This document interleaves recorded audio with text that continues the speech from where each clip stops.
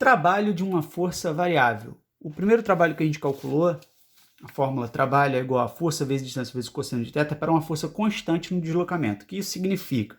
Que durante todo o deslocamento, a força que vai agir sobre o corpo, ela não muda de intensidade.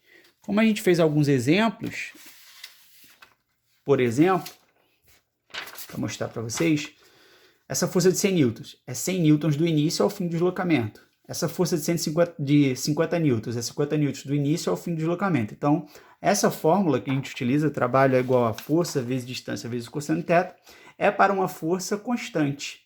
Porém, a força pode ser variável durante o deslocamento. Como vai ser isso?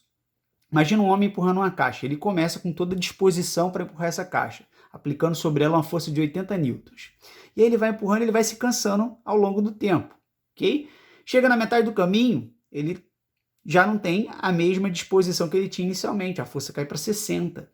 E aí ele termina de empurrar morto, né? Sem aplicar força nenhuma. Ou seja, ele provocou um deslocamento sobre a caixa, a força que ele aplicou provocou um deslocamento sobre a caixa, a força realizou o trabalho, ok? Realizou um esforço, transferiu uma energia. Como é que eu posso mensurar o trabalho nessa situação? Bem, nessa situação, a gente vai utilizar o gráfico. A força, ela caiu à medida que o deslocamento aumentou. Então, o trabalho é dado pela área do gráfico. Essa área achurada aqui corresponde à quantidade de energia que foi transferida para o bloco nesse deslocamento. Então, o trabalho vai ser numericamente igual à área do gráfico. As áreas que eu tenho que lembrar são as áreas notáveis, né? Trapézio, triângulo, quadrado, retângulo, ok? Vamos a um exemplo de aplicação. Uma força F atua em um corpo na mesma direção e no mesmo sentido em que ocorre o deslocamento. O gráfico da intensidade da força em função do espaço está representado abaixo. Determine o trabalho da força quando o corpo sofre um deslocamento. S0 para S 10 metros e de S 10 metros para 20 metros. Então, por exemplo, eu vou observar o gráfico aqui, o homem está empurrando a caixa, de 0 a 10 ele praticou uma força, de 10 a 20 foi outra. Então eu quero saber o trabalho realizado de 0 a 10, depois de 10 a 20. Eu vou observar o gráfico e vou achurar, pintar, primeiro, a área que o gráfico me mostra de 0 a 10 metros. Então, se eu achurar essa área aqui, a gente vai perceber que eu tenho aqui, ó, 10 e 10. Essa é a área de um quadrado, ok? Pode ser um retângulo também, com a mesma base e altura. Então, esse trabalho aqui vai ser o trabalho que eu vou chamar de trabalho 1. Ele quer de 10 a 20 metros também. De 10 a 20 metros, a caixa realizou, o rapaz realizou sobre a caixa um trabalho 2. E essa área 2 aqui, que área é essa? Bem, se você não conseguir identificar, você tem uma reta aqui, crescente, ok? E aqui